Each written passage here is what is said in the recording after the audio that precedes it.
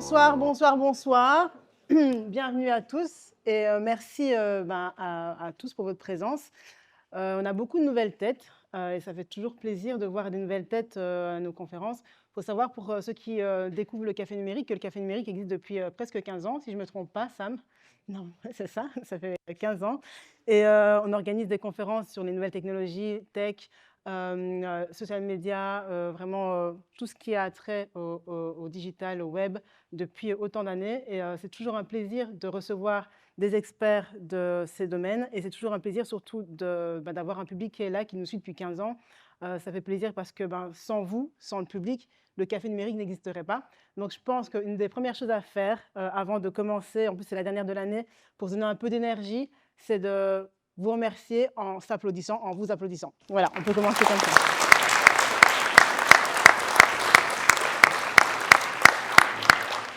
Alors, comme ici le dit le slide, c'est votre rendez-vous tech les premiers lundis du mois, sauf que vous avez remarqué aujourd'hui on n'est pas lundi, mais on est jeudi, donc on a un peu changé la grille d'horaire exceptionnellement aujourd'hui, mais c'est pour la bonne cause. Mais donc on vous donne rendez-vous en général tous les premiers lundis du mois à la Grand Poste pour parler des sujets que je viens d'évoquer. Je vous ai parlé du café numérique qui existe depuis 15 ans et donc l'équipe qui est à la tête du café numérique, il faut savoir qu'on est tous bénévoles aussi.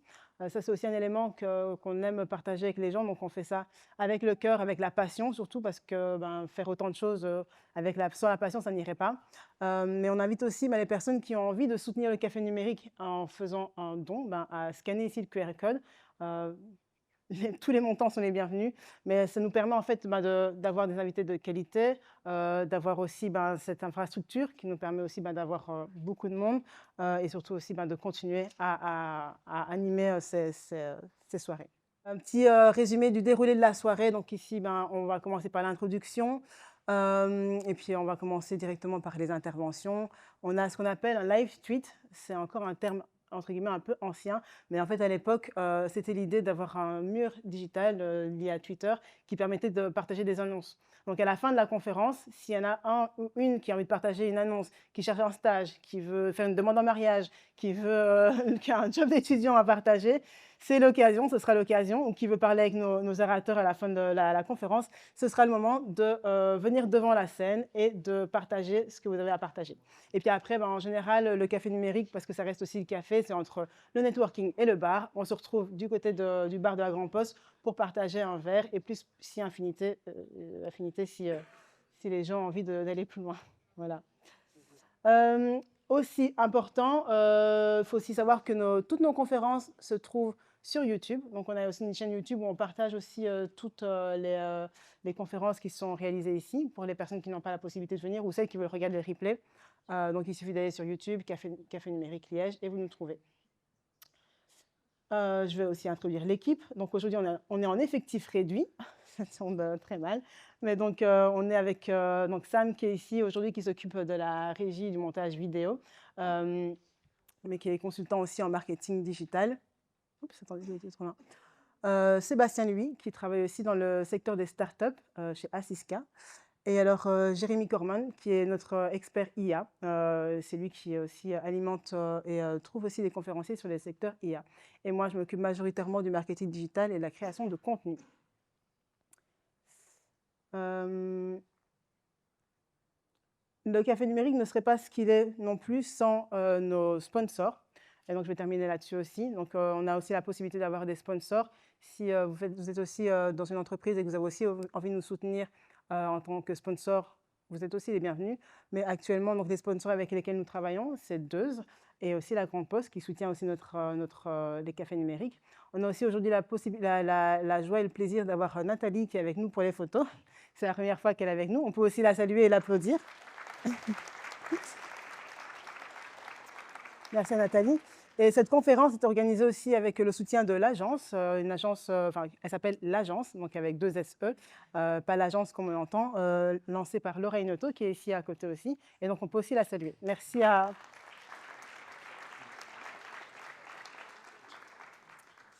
Et donc merci à nos sponsors, à nos soutiens et aux personnes qui sont aujourd'hui avec nous pour mettre en place ce café numérique de la dernière pour l'année.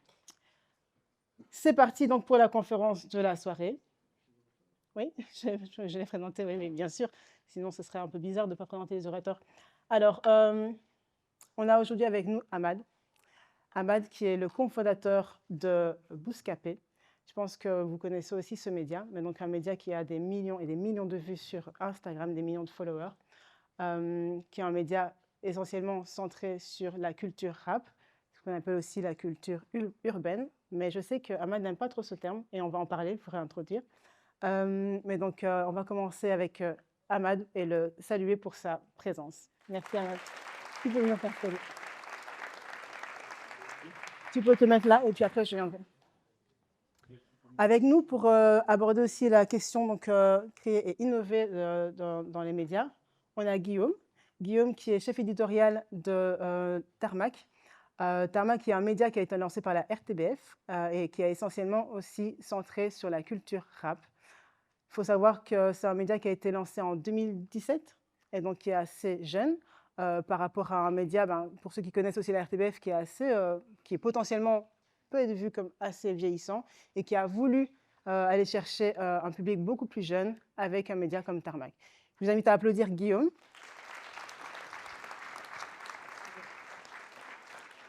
Et je vais m'installer avec vous. Tu peux te mettre, comme ça sera plus facile pour vous partager le micro parce que du coup, je vais garder le micro pendant une bonne partie. Et donc, je l'ai dit dans mon introduction, on parle de culture populaire, mais je sais qu'on parle aussi beaucoup de culture urbaine. Moi, c'est vrai que du coup, quand on parle de musique rap, on a beaucoup utilisé pendant des années ce terme. Je sais que tu n'es pas spécialement fan. Je n'ai pas particulièrement ton avis sur la question, mais du coup, j'aimerais te poser la question pour introduire un peu le sujet. Qu'est-ce que c'est en fait? Qu'est-ce que ça représente pour toi, ce terme culture populaire aujourd'hui? Culture populaire aujourd'hui, de la même manière en fait que tu as eu le rock qui a influencé toute la culture pop dans les années 80-90, moi j'estime, et nous on estime en fait aujourd'hui que la culture populaire elle est influencée par le rap, tout simplement. Donc depuis le début des années 2000 et avec l'avènement du streaming en 2015, aujourd'hui les cultures populaires sont représentées avant tout par le courant rap. Guillaume, ton avis sur le sujet, le terme? Ouais, je rejoins Ahmad par rapport aux culture populaire. Sur le terme urbain, moi je trouve que c'est devenu un peu trop un fourre-tout. En fait, on va dire les choses. Je trouve que c'est un mot qu'on utilise, que certains médias utilisent pour parler des musiques qui sont faites par des Noirs et des Arabes. Et donc c'est en ça que ça me dérange, parce que je pense que, je sais pas, on va imaginer Matt Pokora, s'il faisait une chanson R&B, je pense pas qu'on dirait qu'il fait de la musique urbaine. Et donc voilà, en fait, je pense que j'ai tout dit avec cet exemple, parce que voilà. Donc c'est pour ça que je préfère le terme culture populaire que culture urbaine. J'aurais pas imaginé que pour ce sujet, on commencerait à parler de Matt Pokora. Surtout que ça fait pas du tout partie de vos lignes éditoriales Non, mais tu vois ce que respectives, je veux mais dire par rapport évidemment, à... évidemment, c'était pour la blague. Mais ok, vraiment pertinent. Et c'est vrai qu'effectivement, ça a été associé pendant des années à à ce public et de manière aussi, entre guillemets, un peu péjorative. J'aurais mis un peu dans le même sac qu'on parlait de world music pour parler de tout ce qui n'est pas Après, je comprends comprendre qu'on a besoin de termes pour définir les choses et tout ça. Je pense pas que tous les gens qui utilisent le mot urbain soient des gens qui stigmatisent ou que sais-je, mais voilà, évitons si on peut éviter, quoi. Ok, super. Merci pour du coup la mise en contexte pour les personnes qui ne sont pas forcément familières avec avec le terme. Et du coup, je vais revenir à toi, Ahmad. Et donc, Bouscapé a été lancé il y a 20 ans. Je ne sais pas si vous avez prévu un anniversaire particulier, parce que 20 ans, c'est quand même long et beaucoup pour un média, surtout un média qui est né sur le web. Donc, il y a 20 ans. Et dans une interview que écoutée de toi, tu disais que de base, vous avez l'idée de faire une sorte de DVD qui compilait un peu toutes les musiques ou enfin, les rappeurs que vous vouliez entendre et voir. Ma question, c'est comment aujourd'hui tu vois la transformation numérique? Comment est-ce que tu vois la transformation du produit numérique qui est en train d'évoluer entre, à l'époque, tu pensais faire un DVD et aujourd'hui, comment est-ce que tu vois cette évolution en sachant que ça n'a plus rien à voir, les DVD n'existent plus. Comment tu vois, toi qui es fan de cinéma, de montage, etc., comment tu vois cette évolution? En fait, l'évolution, elle est constante. Nous, on a commencé avec un média Internet parce que c'était le moyen le plus facile pour nous de diffuser ce qu'on avait envie de diffuser. Et on est resté très accroché à ça pendant très longtemps, en se disant, ah, on va renvoyer le trafic vers le site internet, etc. On en parlait en off tout à l'heure. Et, euh, et petit à petit, en fait, tu as eu les réseaux sociaux qui sont arrivés, qui ont pris beaucoup de place. Tu as YouTube aussi qui est arrivé, qui a pris beaucoup de place. Et pour moi, la clé pour continuer à exister et continuer à faire grandir ton média, en fait, c'est de s'adapter en fait, à tout ce qui est en train de se passer autour de toi. On aurait pu rester accroché au site internet, mais aujourd'hui, je pense qu'on ne serait pas là en train de discuter. On n'aurait pas duré 20 ans. Et je pense qu'il ne faut pas voir cette évolution comme quelque chose, comme une tare ou comme quelque chose qui va te tuer. Au contraire, c'est comment l'évolution telle qu'elle est en train d'arriver, comment moi je vais réussir à prendre la vague et comment je vais réussir à m'adapter et à créer du contenu en fonction. Et c'est ce que nous, on a réussi à faire aujourd'hui et c'est pour ça qu'on est encore là. La manière dont on s'adresse aux personnes qui sont sur TikTok, on ne s'adresse pas de la même manière aux gens qui sont sur YouTube, on ne s'adresse pas non plus à la même manière à ceux qui sont sur Facebook, parce que ce n'est pas les mêmes publics. Facebook, c'est un public un peu plus âgé, TikTok, c'est un public très jeune. Et ça, les datas, elles servent aussi à ça. C'est à comprendre quels sont les usages en fait, des gens selon les plateformes. Et comme ça te permet d'adapter tes contenus. Le but, c'est quoi? C'est de créer un écosystème autour du média, autour d'une marque forte. Et quelle que soit la manière dont les gens consomment le média, être sûr que l'information arrive à eux. Mmh. Tu parles tu as évoqué TikTok, sur lesquels vous êtes arrivé assez tard. Je pense qu'au contraire, chez Tarmac, ça a été quelque chose qui a été lancé, enfin, rapidement, entre guillemets. Pour revenir à ma question que j'ai posée au départ à Ahmad sur l'évolution, donc vous êtes un média relativement jeune, avec du coup pas les mêmes problématiques de départ. Et donc, comment toi, tu vois cette évolution, donc, en sachant que donc, vous avez commencé relativement tôt et que vous, la nouveauté, entre guillemets, ça a été peut-être potentiellement TikTok, sur lesquels vous n'étiez pas. Ouais, ben, même si on est encore un média assez jeune, vu le Tarmac est né en 2017, ben, si tu regardes l'écosystème de 2017 des réseaux, il est complètement différent que de l'écosystème d'aujourd'hui, en 2025. Donc effectivement, c'est en constante évolution. Et donc moi, je le vois comme plutôt se poser la question, tu parlais des différents publics, ben, c'est ça, c'est en fait se dire quel public je vise. Et ok, une fois que j'ai défini ce public-là, où est-ce qu'il se trouve? Qu'est-ce qu'il consomme? Comment il consomme? De quelle manière? J'ai l'impression qu'il y a beaucoup de médias qui font plutôt la réflexion inverse en disant, voilà, moi j'ai mon site, comment je vais réfléchir à faire venir les gens sur mon site? Nous, l'idée, c'est plutôt de le prendre autrement, quoi, et de se dire, en fait, on veut toucher les 13-25 ans. Les 13-25 ans, alors, on, on évite aussi de voir les jeunes ou les 13-25 ans comme quelque chose d'homogène ou comme s'ils regardaient tous la même chose, etc. Mais bon, il faut quand même des fois tirer un peu des conclusions. Et donc voilà, nous la question c'est, on s'est dit, où est-ce qu'ils sont? On voit quand même qu'ils sont plutôt sur TikTok et donc on va lancer le compte TikTok Tarmac, quoi. C'est plutôt de cette manière qu'on réfléchit, quoi. Et je vais encore faire un retour en arrière par rapport à, donc, parce que tu parles du public. Et le public, enfin, en marketing, c'est vraiment le personnage, c'est le point central quand on lance une stratégie, qu'on développe une stratégie. Donc, Tarmac fait partie du groupe RTBF. RTBF qui a aussi des objectifs stratégiques. Et dans les objectifs stratégiques du lancement, il y avait l'envie d'aller toucher les jeunes.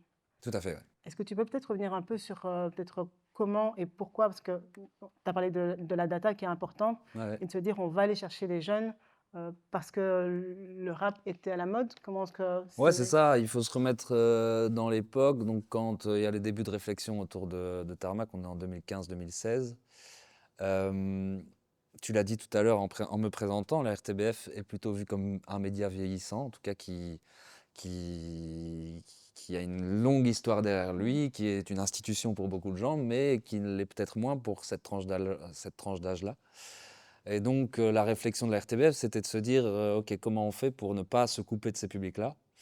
Et comment on fait pour continuer à capter leur attention avec des choses qui leur parlent? Et du coup, je crois qu'il y a une étude qui a été faite par un audit externe pour voir un petit peu c'est quoi les centres d'intérêt des jeunes aujourd'hui. Et en termes de musical, c'est clairement le rap qui est arrivé en premier.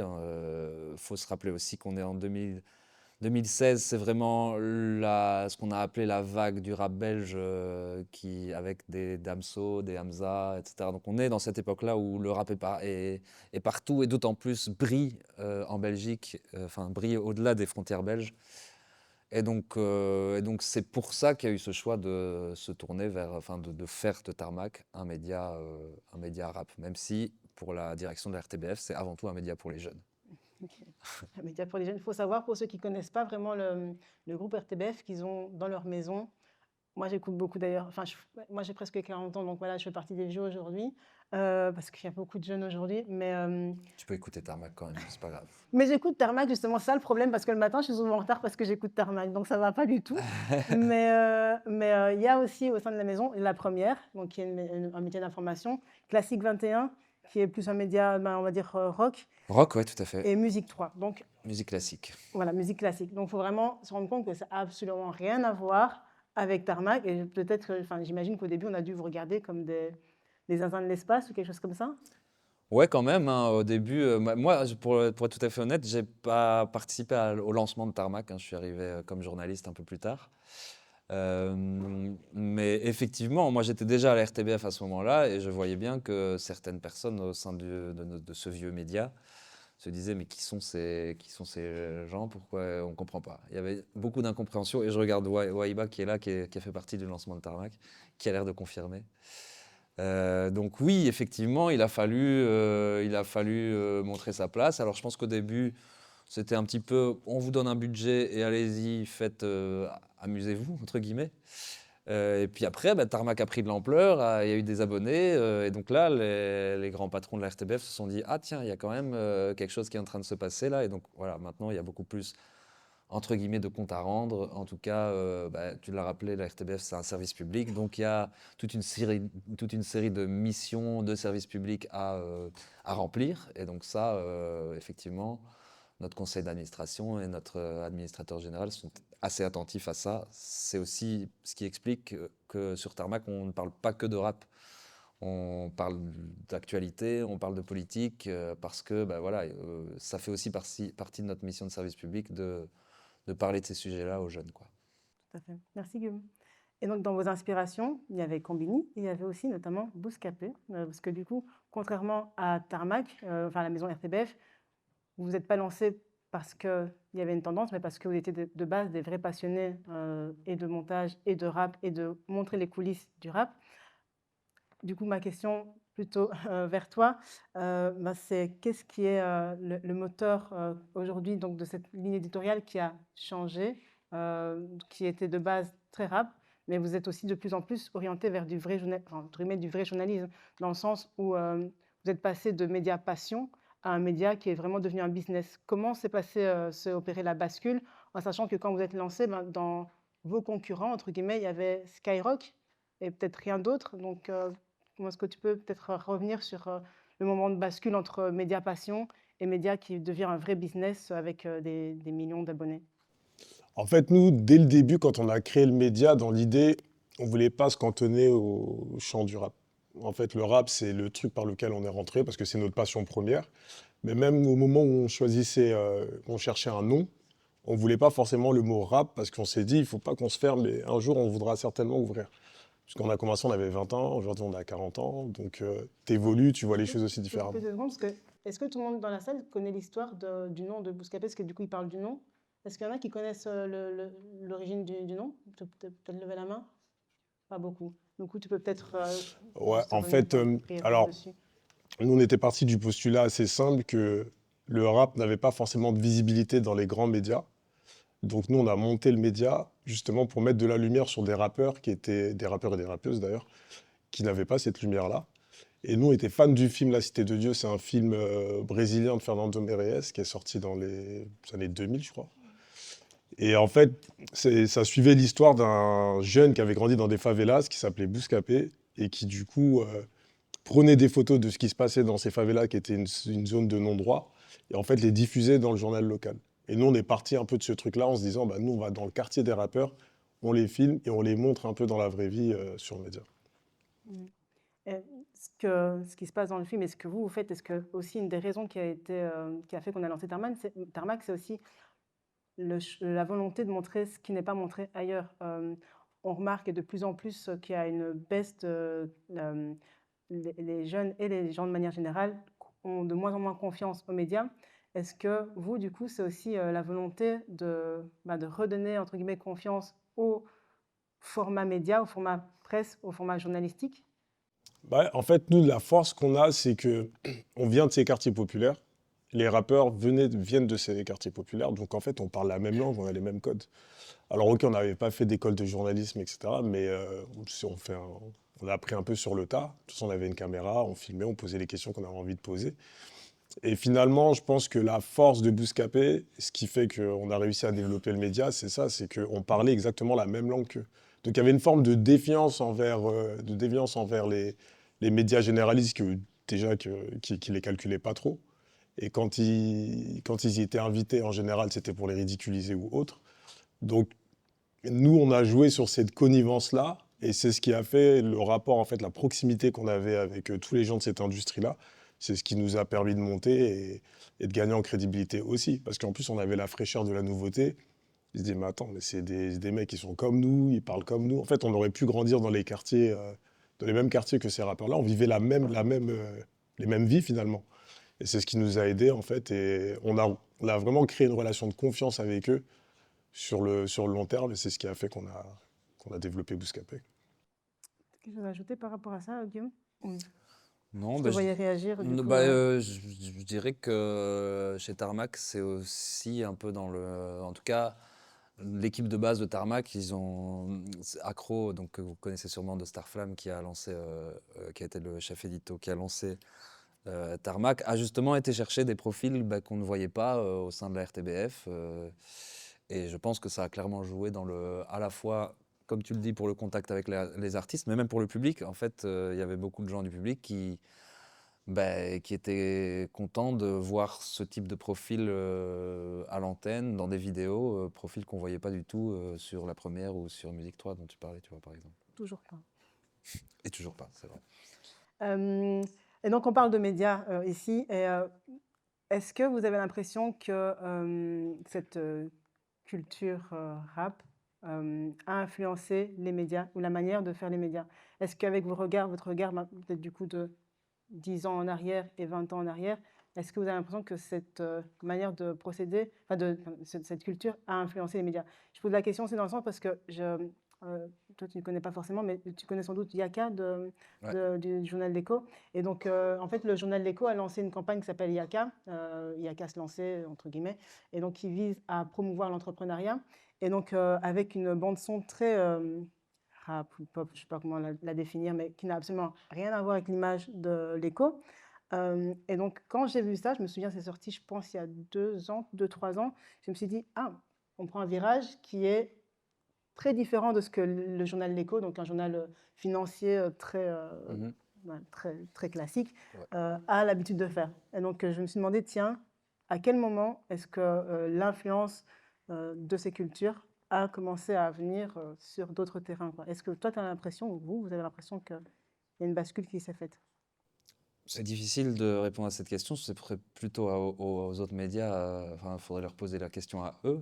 En tout cas, moi, je vois quand même que on a pas mal de gens, des délégations de médias, même étrangers, qui viennent visiter la RTBF et qui mettent un point d'honneur à venir voir chez Tarmac comment on fonctionne. Donc, je sens déjà cet intérêt-là. Et c'est vrai qu'il est arrivé, je vais pas citer de nom, hein, mais que je vois des contenus d'autres médias en me disant, ah, ça, on sent quand même une petite influence. Mais ça, à mon avis, toi, tu dois avoir la même chose.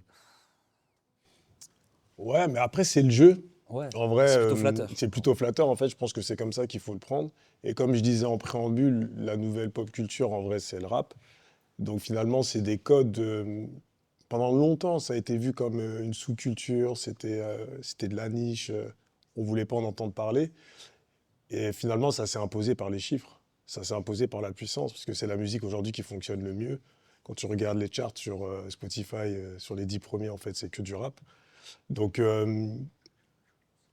c'est que ça fait partie du jeu. Quand ça fonctionne, ben, on essaye de s'en inspirer et de faire sa tambouille avec. Et après, moi, je dis que c'est de bonne guerre, c'est le jeu. Tu parles de chiffres, et donc pour revenir aussi aux médias classiques, j'ai plus les chiffres en fait, j'ai oublié mes notes, mais à titre d'exemple, vous sur YouTube, vous êtes à plus de 2,5 millions? Ouais, 2,5 millions d'abonnés. Ok, Si tu agrèges en fait tous les réseaux sociaux, on est à 8 millions d'abonnés en tout. c'est ça. Et donc, je donne l'exemple de YouTube parce que, par exemple, un média comme TF1, entre guillemets, ils ne sont qu'à, je mets vraiment entre guillemets parce que, voilà, mais ils ne sont qu'à 1,7 million, je pense que j'ai regardé hier. Et ils ont pris le train en retard, mais effectivement, bah, maintenant, vous êtes devenu une puissance médiatique et devenu un média à part entière, presque une, enfin pas presque, mais une vraie référence média enfin francophone en tout cas.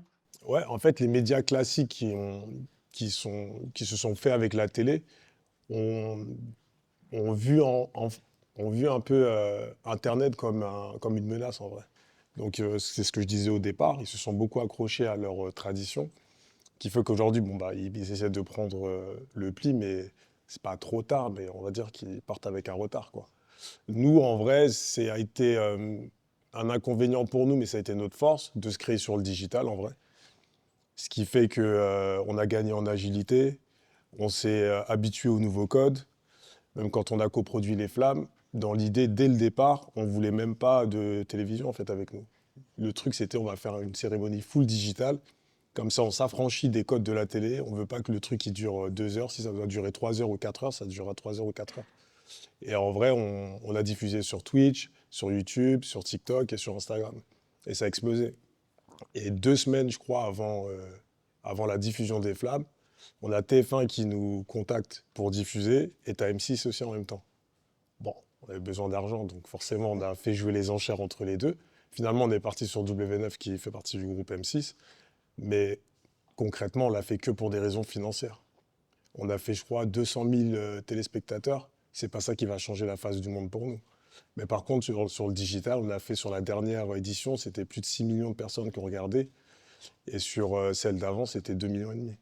Donc en fait, la puissance du digital, et on le voit aussi aujourd'hui avec des événements qui sont faits comme le Stream for Humanity ou comme ce qu'a fait Squeezie, sur, en fait aujourd'hui, les audiences qui sont faites en streaming, en tout cas sur le digital, sur YouTube ou autre, elles n'ont rien à envier aux audiences télé.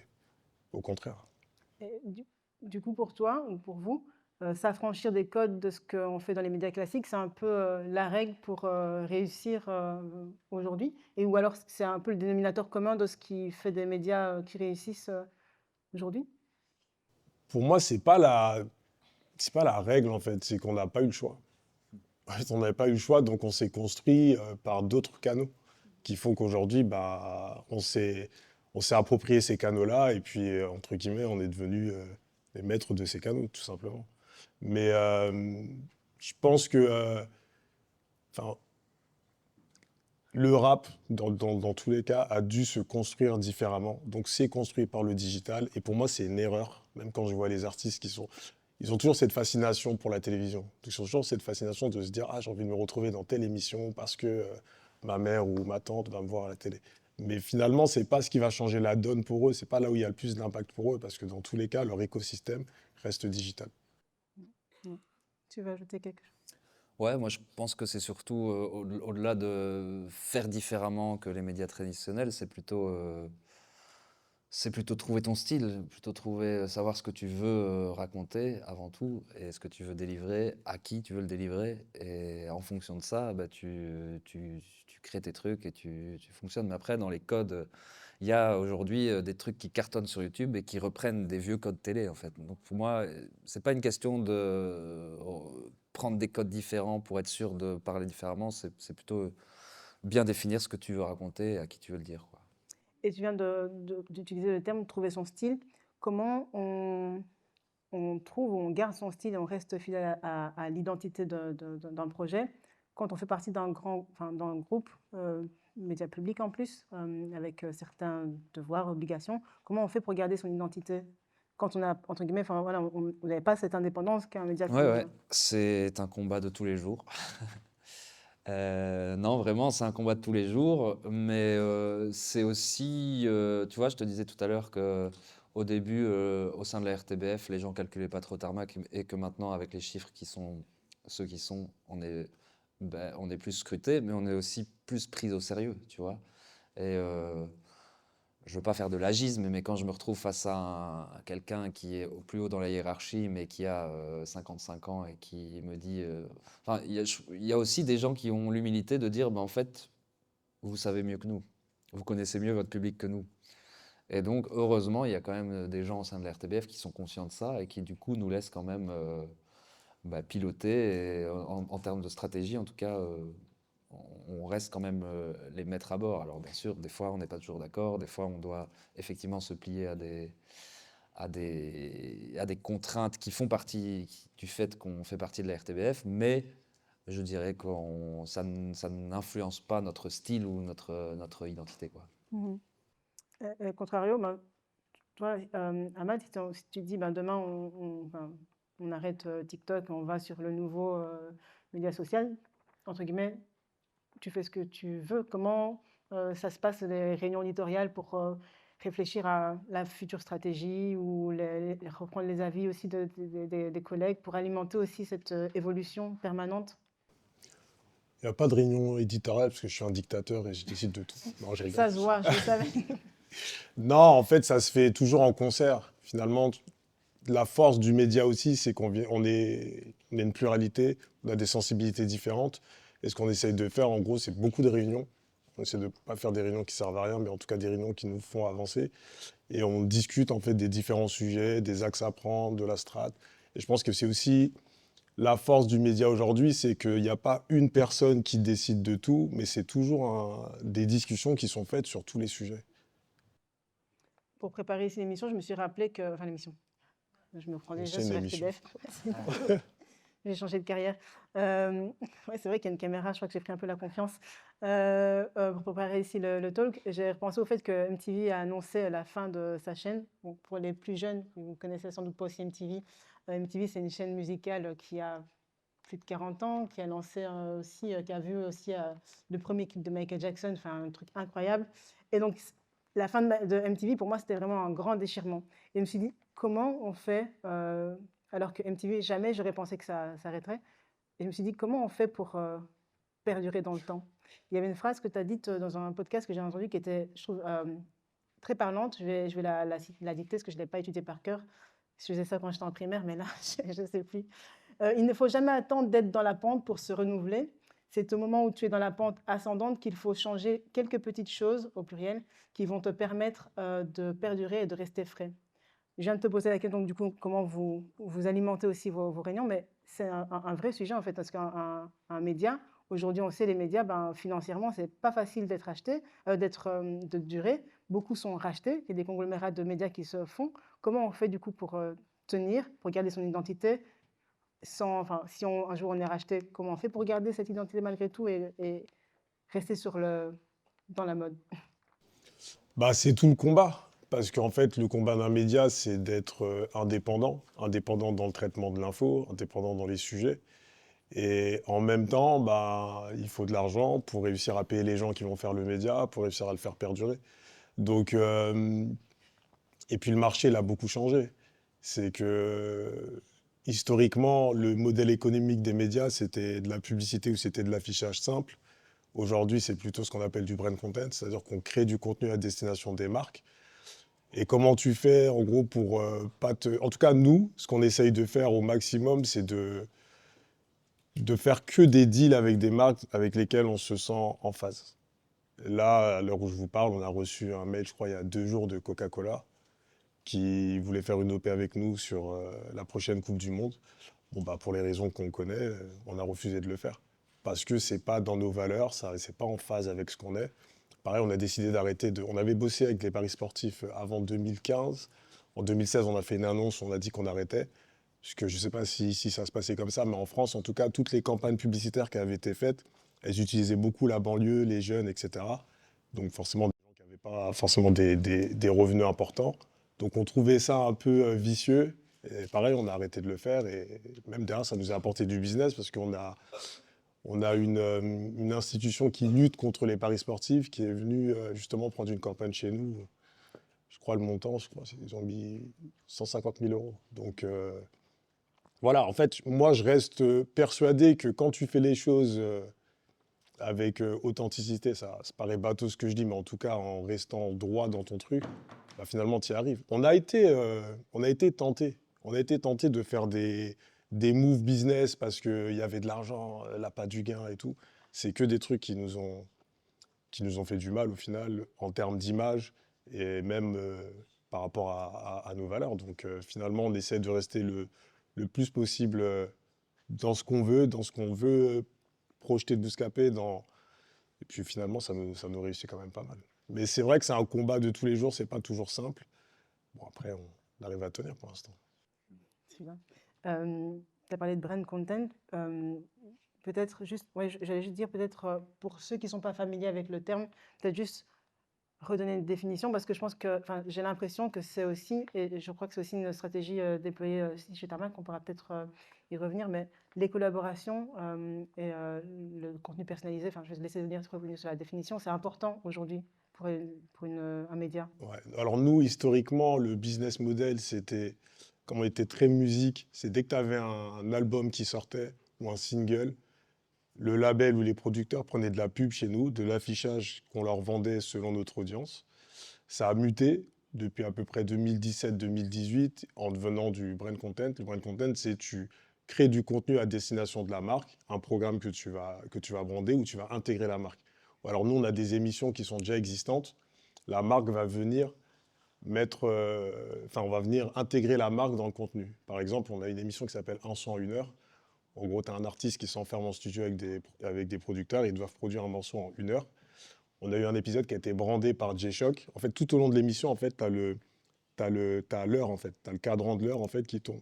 Et quand J-Shock est venu brander cette émission-là, du coup, le cadran s'est transformé en cadran J-Shock, les montres. Chez Tarmac, comment ça se passe les collaborations et justement parce que la RTBF, même si c'est un média public, il faut aussi de la publicité, ça doit aussi faire du chiffre. Comment ça se passe les collaborations pour faire vivre le média? Bah, c'est pareil, c'est principalement du brand content, hein, donc pendant longtemps, il y en a pas eu parce comme on a la chance faire partie du service public, ben, on est beaucoup moins dépendant de la publicité que des médias avec le modèle de Bouscapé. Donc ça, c'est vraiment une réelle chance. Mais quand même, il y a quand même une partie des revenus qui viennent de la publicité. Et donc, ouais, effectivement, c'est principalement du brand content. Par exemple, ici, on vient de tourner une compétition de rap voilà, avec des talents belges émergents qui se retrouvent sur des épreuves. Une sorte de nouvelle école version belge, on va dire. Ben là, voilà, on a eu plusieurs marques qui nous ont accompagnés. Pareil, donc on voit les logos dans les épisodes, etc. Mhm. Et tu parles de logo. Maintenant, en fait, vous êtes aussi beaucoup dans les événements. Et contrairement à, je dirais, peut-être il y a 10, 15, 20 ans, où une marque ou un média, surtout qui était sur un événement, avait juste son logo, aujourd'hui, c'est plus que ça. Par exemple, si je prends les Ardentes ou n'importe quel autre festival, vous êtes vraiment là Ouais. sur place avec une vraie installation, quoi. C'est plus juste avoir un logo sur. Et ça aussi, ça fait partie de Ouais, c'est la une nouvelle. vraie volonté, ça fait partie de notre stratégie de vraiment être au contact du public, de l'être beaucoup plus, de plus en plus d'ailleurs. Je trouve que, par exemple, est parfois un peu trop bruxellocentré, tu vois. Et donc, moi, j'essaie qu'on aille, demain, on va tourner un freestyle à Arlon, par exemple, tu vois. Et donc, et on va délocaliser toute une émission à Arlon. Donc ouais, il y a une envie de venir beaucoup plus à la rencontre du public et à côté de ça, bien sûr, que notre logo soit visible, qu'on soit visible pour que de plus en plus de gens rejoignent le média, nous suivent, nous écoutent, etc. Ouais. C'est bien d'aller à Arlon parce que Arlon, du coup, tu connais pas la Belgique, c'est très petit, mais Arlon, C'est c'est loin. genre, c'est loin, c'est un peu, enfin, de Liège et j'imagine encore plus de Bruxelles, c'est un peu la campagne. Arlon, pour moi, c'est la foire de Libramont, le truc avec les, les vaches, etc. Donc, c'est pas. Donc, Non mais clairement. voilà, ouais. Et donc là, c'est une organisation qui organise des freestyles avec des rappeurs de la région. Ben voilà, nous, je trouve que c'est aussi la mission de Tarmac d'aller montrer ça, d'aller montrer qu'il n'y a pas qu'à Bruxelles qu'on fait du rap, qu'on fait aussi du rap à Arlon, quoi. Ok, merci. Et donc, par rapport au partenariat, je reviens sur ce que tu disais tout à l'heure, il y a des choses que vous refusez, il y a des choses aussi que du coup vous acceptez fatalement. Et j'ai vu que vous avez récemment fait un partenariat aussi avec BPI, enfin, du coup, là aussi, c'est un move de marque ou d'entreprise dite classique. BPI, pour ceux qui ne connaissent pas, c'est la Banque publique d'investissement en France. Donc, c'est l'équivalent de Wallonie Entreprendre, ici par exemple pour la Belgique, ou bien pour Finance in Bruxelles, Finance Bruxelles. Donc des marques, enfin, des entreprises qui viennent vous chercher pour faire des collaborations. Est-ce qu'il y a 10 ou 5 ans, tu aurais imaginé que BPI vienne frapper à ta porte pour un partenariat? Non, non, impossible. En fait, enfin, la chance, enfin, Ça fait 20 ans qu'on a fait le média, donc en 2005, les interlocuteurs qu'on avait en face de nous, ils ne nous ressemblaient pas et ils comprenaient rien à ce qu'on se faisait. Aujourd'hui, ben, tu as des gens, ben, comme moi, j'ai 40 ans, donc j'ai commencé, j'avais 20 piges. Et en fait, en face de moi, j'ai des gens qui ont grandi avec cette culture, qui ont grandi avec le truc. Donc finalement, on a les mêmes codes aujourd'hui et qui se retrouvent à des postes à responsabilité dans des boîtes qui ne sont pas forcément dans l'écosystème rap. Et c'est ce qui permet d'avoir des EP comme on a fait avec la BPI. La BPI, ce qui était cool, je ne sais pas si jamais vous êtes au fait de l'événement qui a été fait, c'est un événement qui s'appelle QG. Et en fait, en gros, qui est un peu un salon qui met en relation tous les entrepreneurs venant des quartiers. Mais ça, il y a 5-6 ans, c'est impossible de voir un événement comme celui-ci. Donc quand ça se monte, je crois que c'est 13 000 personnes au total sur une journée. Nous, on est venus, on a fait du contenu avec. On a aussi poussé des profils d'entrepreneurs qui sont venus faire des talks, etc. Et au final, bah, tout le monde est gagnant. Tout à l'heure, je parlais de faire des choses logiques dans notre ADN. Et là, on est en plein dedans. C'est pour toi l'évolution du coup logique de la tournure que doit prendre un média comme Bouscapé pour toi? C'est ça l'évolution vers laquelle vous tendez, de toucher tout type de marque ou d'annonceurs, comme on dit dans le jargon? Je dirais pas tout type d'annonceurs, mais en tout cas, il y a des marques ou il y a des sociétés qui, pour nous, ça paraît logique de bosser avec nous. Donc en vrai, 'fin, dès qu'il y a une logique, en fait, on va se battre pour y être. Là, il y a, en fait, depuis la saison 2 de Nouvelle École, le programme de Netflix, nous, on bosse avec eux. On bosse avec eux parce que c'était une boîte de prod chez nous qui s'appelle Black Dynamite qui était chargée de faire la prod exécutive sur le programme. Et en fait, tu as la boss des programmes de Netflix qui s'est dit, mais on va pas faire un programme sur le rap sans des gens qui sont experts dedans. Donc, ils les ont, entre guillemets, obligés à bosser avec nous. Donc, ils sont venus nous voir, etc. Et nous, on a une mission de consulting depuis la saison 2, où en fait, on fait tout le casting des candidats. Aya et SDM, ils ne les connaissaient pas, c'est nous qui leur avons présenté, c'est pour ça qu'ils sont arrivés en saison 3. Dans l'oreillette des jurés, c'est nous qui parlons. Toutes les interviews, elles sont faites par nous. En fait, on a une vraie mission de DA. Mais j'ai envie même d'aller plus loin. En vrai, on devrait coproduire le programme. Parce que c'est logique. En fait, quand tu décides de faire un truc dans le rap, bah, tu vas chercher les gens de cette industrie-là. Et c'est là où elle a eu la vista. Elle s'appelle Dolores, qui bosse chez Netflix, en se disant, bah, si vous voulez faire le programme, vous le faites avec eux. Mhm. On va écrire à Dolores du coup pour dire qu'il faut changer le contrat qui est avec vous, pour dire qu'il y a une évolution qui doit se faire. Ok, merci Ahmad. J'ai oublié de dire que du coup, comme le temps tourne, il y aura aussi un moment qui est prévu pour des questions. Donc, si vous avez des questions, notez-les et après, ben, vous pourrez aussi vous poser vos questions. Je le disais en introduction, le Café Numérique, on fait aussi beaucoup de conférences sur l'IA. C'est ce qui nous a beaucoup animés ces 3 dernières années. Et je me suis posé la question en sachant que ben, du coup, vous, le site, ça a été l'élément central pendant plusieurs années. En off, tu nous disais tout à l'heure que ben, de moins en moins, c'est de moins en moins centré sur le site, mais sur les réseaux sociaux. Mais ne sachant pas ça, en préparant l'échange, je me suis demandé comment vous voyez l'influence des moteurs de recherche boostés à l'IA sur un outil comme votre site web. Et vous, par contre, vous n'avez pas de site web. Donc, du coup, la question se pose différemment. C'est comment vos contenus peuvent être réfléchis en sachant qu'ils vont alimenter les moteurs IA.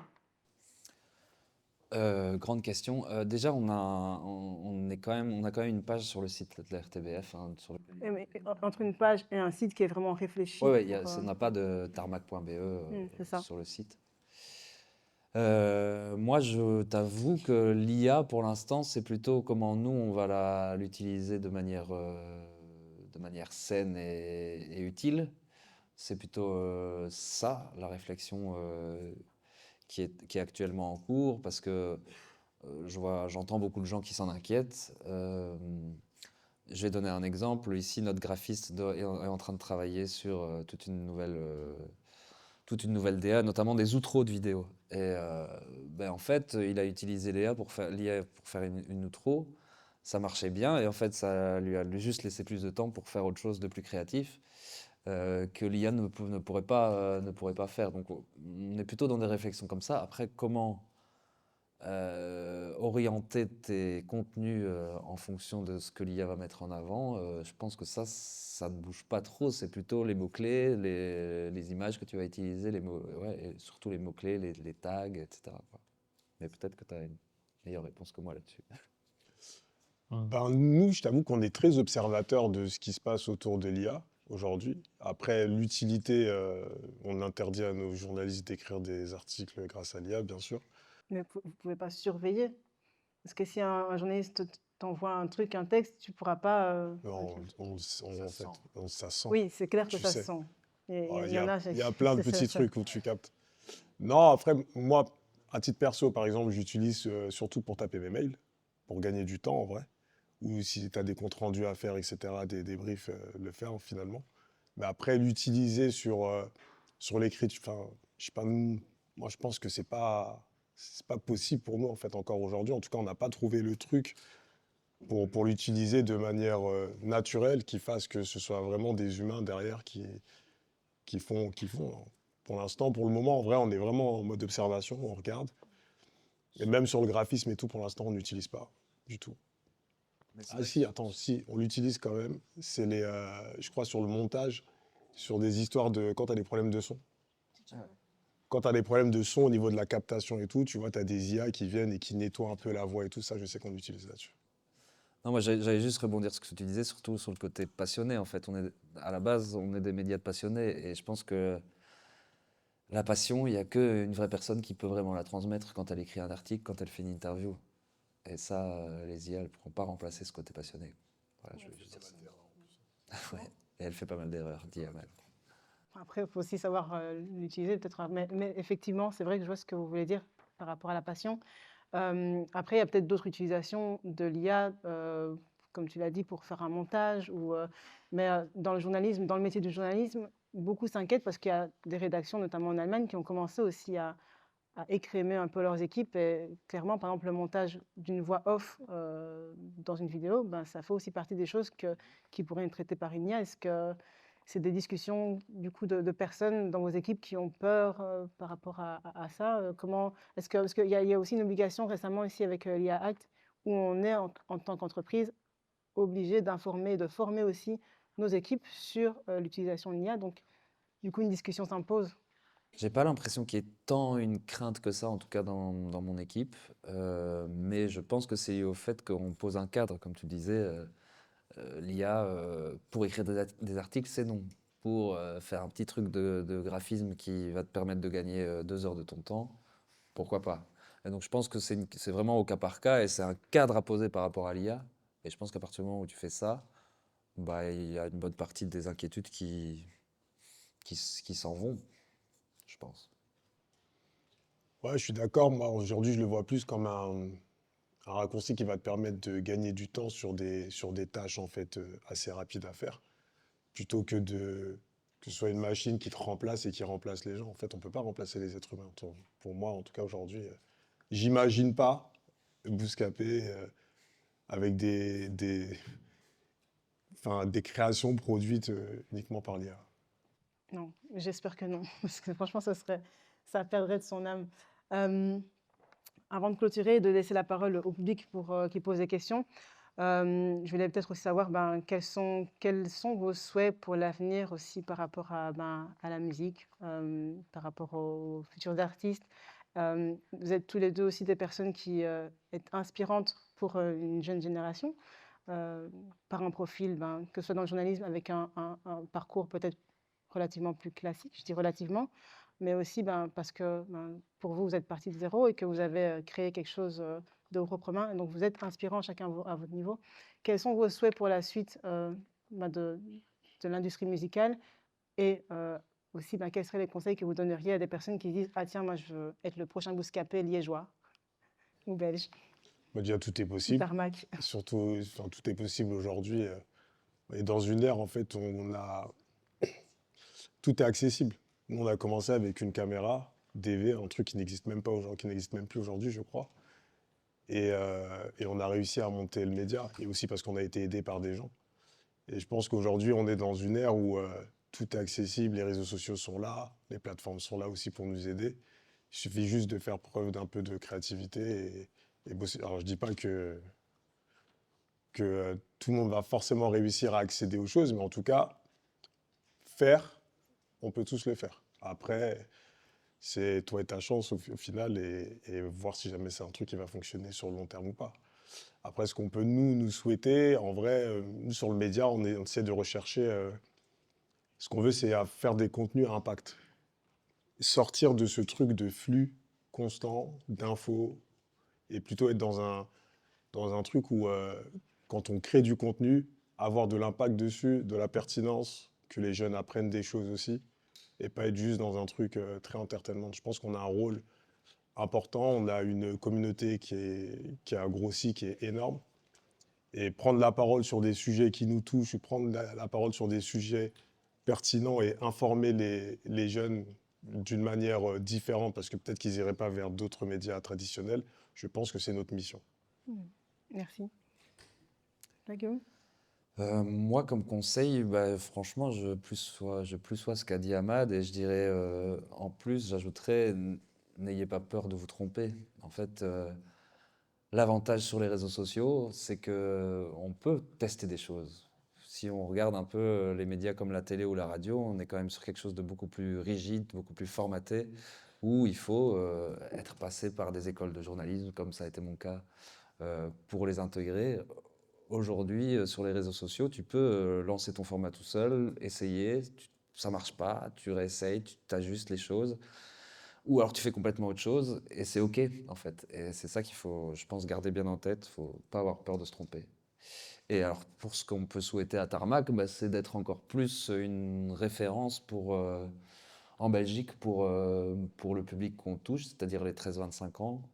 Je pense que Tarmac, depuis 2017, a fait un joli chemin par rapport à ça, mais je pense qu'on peut aller encore plus haut et devenir encore plus une référence. Je pense que si aujourd'hui on va dans la rue ici à Liège, on demande tu sais ce que c'est Tarmac, je suis pas certain qu'on a des scores énormes, donc je pense qu'on peut encore aller. Je dis pas que personne ne nous connaît, hein, mais je pense qu'on peut aller encore plus loin en termes de référence média pour les jeunes.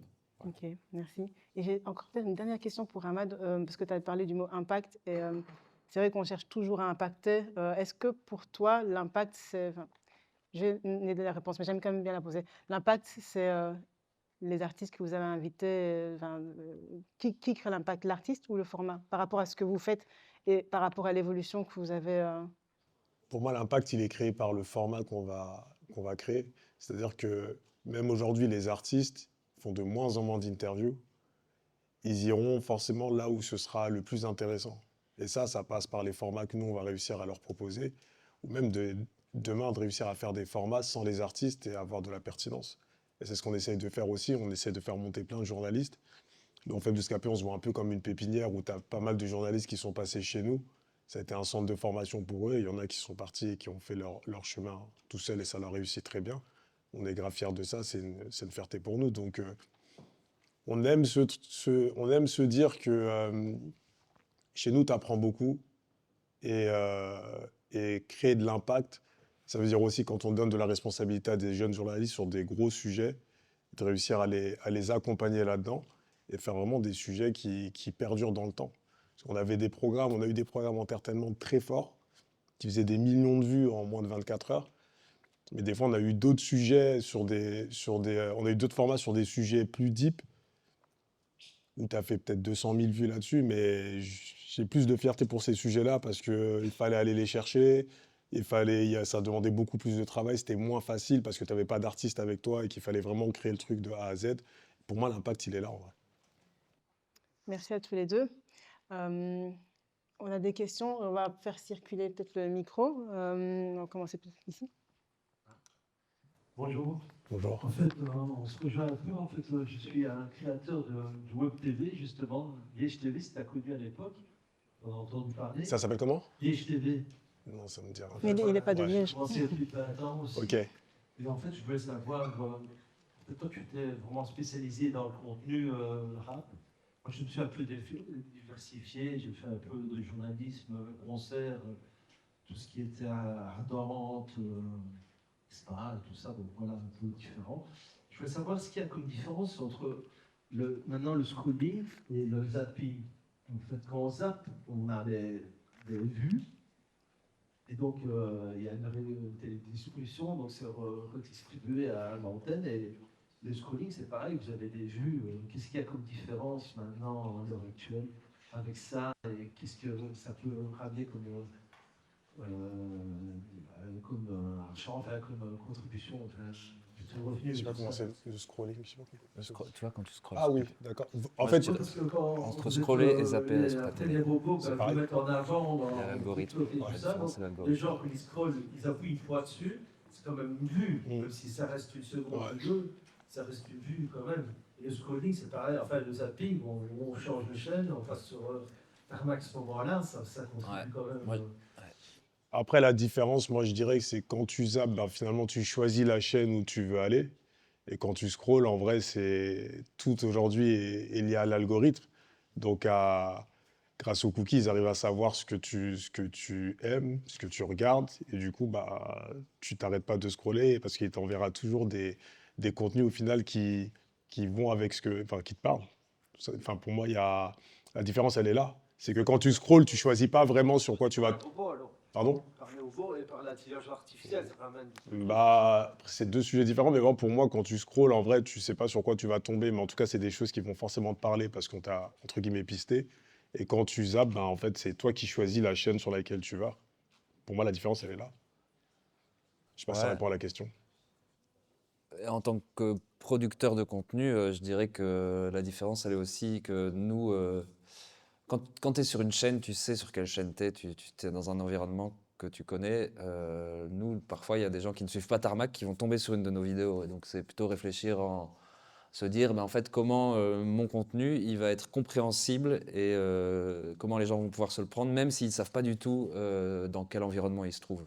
Je ne sais pas si c'est clair ce que je dis. Oui, oui, mais avec ça, vous avez une analyse aussi des secondes et des minutes qui vous restent. La rétention, tu voulais Mais dire. justement, capter ça, le sujet, justement. Et quelle est la question par rapport à la rétention? Mais justement, quand vous scrollez et tout ça, donc on tombe sur votre site et à ce moment-là, il reste quelques minutes et ça compte aussi, c'est ça qui. Ouais, en tout cas, on a des données, des datas qui peuvent nous dire, ben voilà, telle vidéo, il y a un taux de rétention, donc c'est-à-dire la moyenne on sait qu'en moyenne, les gens sont restés X secondes sur cette vidéo. Et ça nous permet du coup d'analyser, ok, ben là, cette vidéo, les gens sont restés plus longtemps que de manière générale sur nos vidéos. Pourquoi? Ok, ben ça nous permet d'analyser qu'est-ce qui a bien fonctionné, qu'est-ce qui fait que les gens restent, est-ce qu'il y a peut-être un truc où on dit vous allez avoir la réponse en fin de vidéo et donc les gens restent veulent savoir. Voilà. Ça nous permet d'analyser et de s'améliorer en fait. Peut-être pour compléter aussi la question et pour rebondir sur une chose que vous avez dite, il y a la question de on scrolle et donc effectivement, contrairement à la télé où avant on avait le programme, je crois que ça s'appelait le télétexte, je sais plus, Ouais, le télétexte. où on savait voir le programme de la chaîne. Ouais. Ici, bah, il n'y a pas. Et comment on construit, Tarmac, bah, vous êtes en radio, donc entre guillemets, c'est peut-être un peu plus facile, mais comment est-ce qu'on construit une grille de programme en sachant que les gens, bah, ils viennent, ils partent, ils regardent, ils n'ont pas forcément de rendez-vous avec vous, comme on avait le rendez-vous du JT avant, par exemple. Ouais, bah, alors il y a quand même des rendez-vous sur les réseaux sociaux parce qu'il y a quand même des créneaux, et ça tu le dis, hein, il y a des études qui le montrent, qu'il y a certains créneaux enfin, qui marchent mieux pour poster quelque chose sur les réseaux sociaux. Donc ça, on regarde quand même un peu ce que disent les expertises par rapport à ça. Et puis effectivement, nous, on a un format qui s'appelle le Easy News, qui est vraiment notre format phare d'info, où à chaque fois, on a un animateur ou une animatrice qui va prendre un fait d'actualité, qui va un peu le décrypter sur plusieurs minutes. Bah, ça, c'est tous les vendredis. Et on sait que le public, en tout cas qui consomme le Easy News, ils savent que leur Easy va arriver le vendredi. Et donc ça, quand même, on se rend compte que c'est encore efficace d'avoir des rendez-vous, même sur les réseaux sociaux. Mhm. Et pour la même question pour toi, comment vous créez votre grille de programme?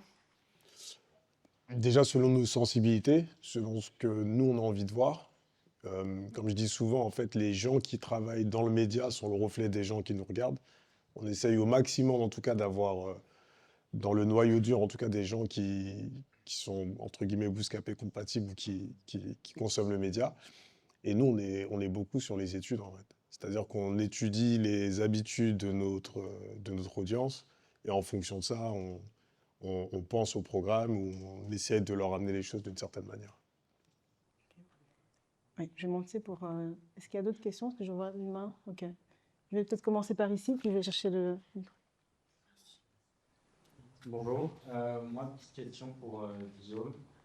Je suis en Master 2 ici à l'université en journalisme et je pense que vous savez mieux que moi que le métier est un peu bouché et j'aimerais me spécialiser moi dans la radio, dans le journalisme musical. J'ai déjà tenté chez Jam, mais on me dit que c'est très compliqué et je voulais savoir si vous aviez un peu des conseils pour se démarquer quand on est journaliste sortant un petit peu comme ça.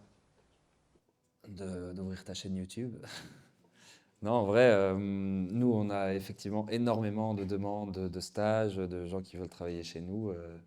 Et je me rends compte que ce qui paye, c'est l'originalité dans ta... Tu vois, envoyer un CV, une petite lettre de motivation, c'est bien, mais moi, je remarque que ceux qui travaillent aujourd'hui sur Tarmac, c'est ceux qui ont envoyé une vidéo où on avait vraiment leur personnalité, leurs pattes. Et on s'est dit, tiens, là, cette personne, elle a quelque chose à dire, elle a quelque chose à raconter, elle a un propos, elle a, tu vois, elle a une vision. Donc, moi, je te conseillerais plutôt ouais, de montrer, alors je ne sais pas sous quelle forme, ça c'est à toi de le définir, mais en tout cas de montrer vraiment ton identité avant tes compétences ou les diplômes que tu as. Je suis d'accord. Bonsoir, merci pour vos interventions de ce soir qui ont été très inspirantes. Moi j'avais une question pour Ahmad. Donc, comme tu es cofondateur du média Bouscapé, tu as dit que vous avez atteint un stade où vous avez su faire du contenu impactant sans pour autant avoir des artistes. Et directement, j'ai pensé au fait que vous avez eu une interview avec le président Emmanuel Macron.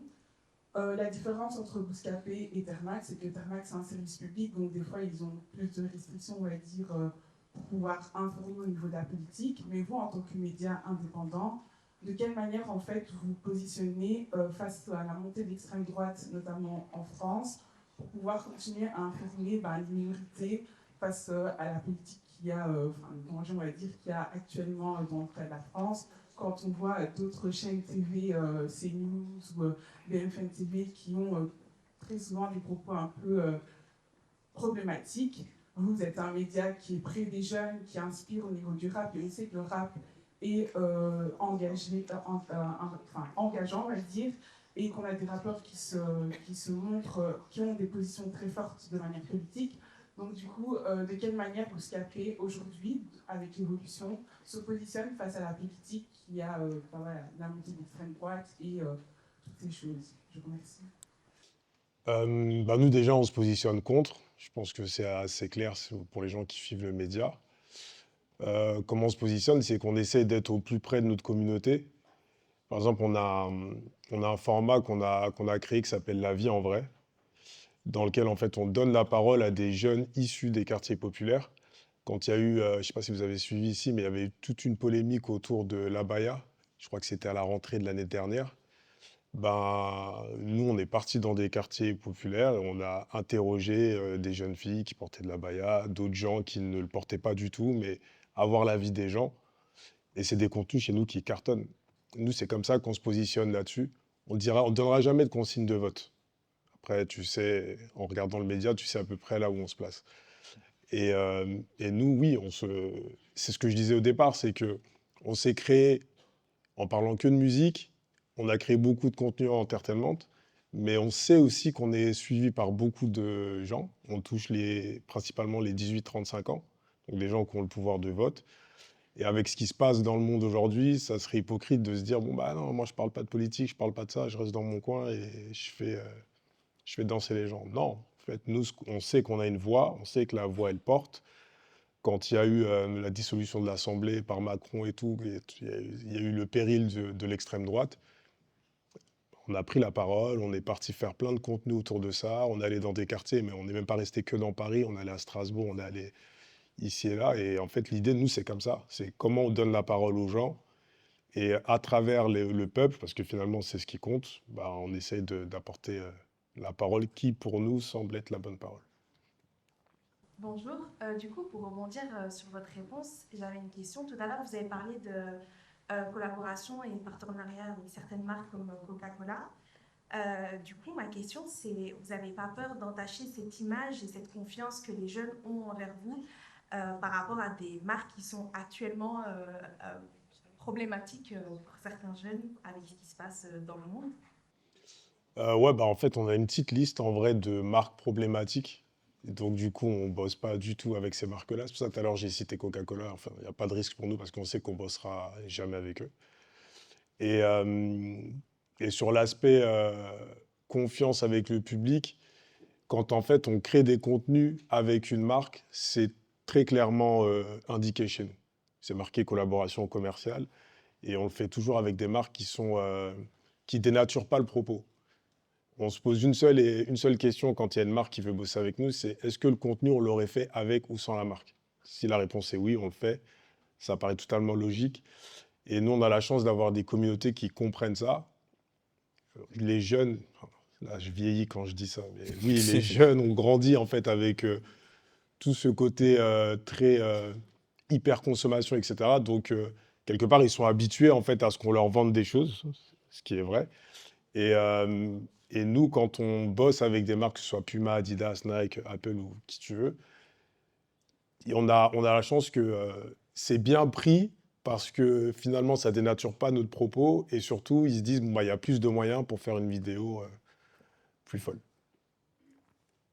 J'ai une question pour toi, Anna, si je peux me permettre de te tutoyer, pardon. J'aurais voulu savoir si, parce qu'en fait, tu as mentionné le fait que Bouscapé a refusé certaines collaborations avec des marques. Et du coup, est-ce que cette approche-là, elle a été aussi valide pour des artistes? C'est-à-dire que tu mentionnais le fait que les artistes voulaient promotionner leur album ou autre, leur musique. Est-ce que dans l'histoire de Bouscapé, c'est déjà arrivé en fait que le média refuse de travailler avec ou de promotionner du coup un artiste parce que sa réputation pouvait être sulfureuse ou je dirais, les lyrics pouvaient être problématiques selon votre perspective à vous en tant que média ou en tant qu'homme, être humain, tout simplement. Par rapport aux lyrics, non, mais ça nous est déjà arrivé très récemment, des artistes qui ont été impliqués dans des histoires de violence conjugale. Bah, on n'a pas bossé avec eux, tout simplement. Moi, c'était une question pour vous deux. Maintenant, ça concerne peut-être un peu plus Bouscapé quand même. C'est par rapport en fait au jeu des médias. On a connu une époque dorée dans le rap français vraiment dans les années, je dirais 2010-2015 où c'était la tournée des médias, fallait passer partout. Et il y a eu une mode dans le rap français qui s'est fait de plus en plus avec en cas extrême des gars comme PNL, La Fève, des choses comme ça qui ont décidé de ne plus parler aux médias. À quel point ça vous a impacté au moment où ça arrivait? Et aussi, est-ce que c'est des refus de la part des artistes de travailler avec vous? Ou si l'artiste ne vient pas vers vous, vous n'allez pas forcément vers lui non plus. Parce que par exemple, à une époque, un mec comme Ateyaba faisait la tournée de tous les médias, arrêtez de le faire, vous en avez parlé sur votre chaîne il n'y a pas longtemps, maintenant c'est pas pour autant qu'on le revoit réapparaître dans des contenus. C'est une volonté de la part des artistes ou plutôt de la vôtre de bosser parfois avec eux? Bah, comme tu le dis, il y a eu un avant et un après PNL qui ont un peu amené cette mode de pas d'apparition, pas d'interview. En même temps, moi je dis souvent que les artistes ont aussi créé leurs propres médias. Parce que quand tu as des communautés où tu as 4 millions de personnes ou 3 millions de personnes qui te suivent, ben, tu as déjà ta communauté, tu t'adresses à eux directement. Et quand ils postent une info, bah, elle est reprise ensuite par les médias. Donc ils n'ont pas forcément d'intérêt aujourd'hui à venir faire des interviews dans les médias. Parce que, comme je dis souvent, en fait, le pouvoir a changé un peu de camp. À l'époque, le pouvoir était beaucoup chez les médias qui faisaient les artistes et qui faisaient les carrières. Aujourd'hui, le pouvoir, il est plutôt autour des artistes qui, parce qu'ils vont réussir à faire des morceaux qui vont pop sur Spotify ou alors faire des vidéos qui vont prendre des trends de ouf sur TikTok, c'est ce qui va les pousser. Donc c'est pour ça qu'il y a moins de découvertes qui est faite chez les médias. Après, ça dépend, c'est du cas par cas. Il y en a qui ont dans leur stratégie de se dire, bon, bah, je fais pas de médias. Et nous, on s'est aussi adapté, en fait. Comme je disais plus tôt dans le débat, la clé, elle est dans l'évolution et dans comment tu arrives à être agile et à t'adapter. On a eu moins d'artistes aujourd'hui pour les interviews. C'est vrai qu'ils en font de moins en moins. bah, nous, on a des journalistes qu'on a fait monter en compétences, qui font de l'incarnation, tant mieux pour eux. Et on arrive aussi à humaniser ce truc-là comme ça. Et ouais, bah, en fait, on essaie de s'adapter au maximum. Mais je ne pense pas que ce soit un danger, en fait, pour nous. Parce que dans tous les cas, les médias sont là pour informer, pour créer du contenu. Nous, depuis 2010, depuis 2009, Booba, qui est le plus gros rappeur français, il nous boude et il nous donne pas d'interview. Et on est encore là aujourd'hui. Donc, Tu voulais ajouter quelque chose, Guillaume, par rapport à ta précision? Écoute, non, j'allais dire exactement ce que tu as dit. Pour moi, c'est ouais, effectivement le pouvoir, il a changé de camp. Même si, ouais, si je rajouterais peut-être quand même, il y a encore toute une série d'artistes qui sont à un niveau où ils ont encore quand même besoin des médias comme nous. Et donc après, c'est à nous de faire des, comme tu le disais, des formats qui sont assez alléchants pour que en fait, les artistes aient envie de venir, tu vois, et se disent, ah ben moi je veux aller dans tel format de Bouscapé ou moi j'aimerais bien aller faire cette interview de Tarmac parce qu'elle est cool. Donc ça nous challenge nous-mêmes aussi en fait. Bonjour à vous. Moi, j'avais une question qui était plutôt par rapport au format utilisé pour faire de la promotion, faire découvrir des artistes. Je sais qu'avec les IA et tout ce qui se passe, il y a beaucoup d'évolutions technologiques, mais il y a aussi beaucoup de médias qui reviennent un peu à des formats plus traditionnels, comme par exemple le Mosaïque, qui est un magazine qui vient de se créer il y a quelques années et qui essaye de toucher le public d'une différente manière, et ça marche tout aussi bien. C'était pour savoir un peu votre avis par rapport à ça, et si c'est aussi des formats que vous pourriez utiliser dans l'avenir, une manière différente de décliner je veux dire, la connaissance de la musique et pouvoir découvrir les artistes. Le format de Mosaïque, tu penses à quoi précisément? Tu peux... Par exemple, Mosaïque, ils abordent la musique et les artistes autour d'un magazine où ils font un peu comme les magazines d'époque, du contenu avec des photos, parler de l'histoire de l'artiste, faire aussi un peu de la promotion par rapport à leur musique. Et c'est un peu savoir votre avis par rapport à ça, parce que à l'inverse de tout ce qui se passe sur les réseaux sociaux, les sites web, etc., qu'il y ait des médias comme ça qui reviennent plus à des formats traditionnels, justement, voir un peu ce que vous en pensez, et si c'est vous des choses que vous pourriez aborder aussi comme manière de faire dans l'avenir, par exemple.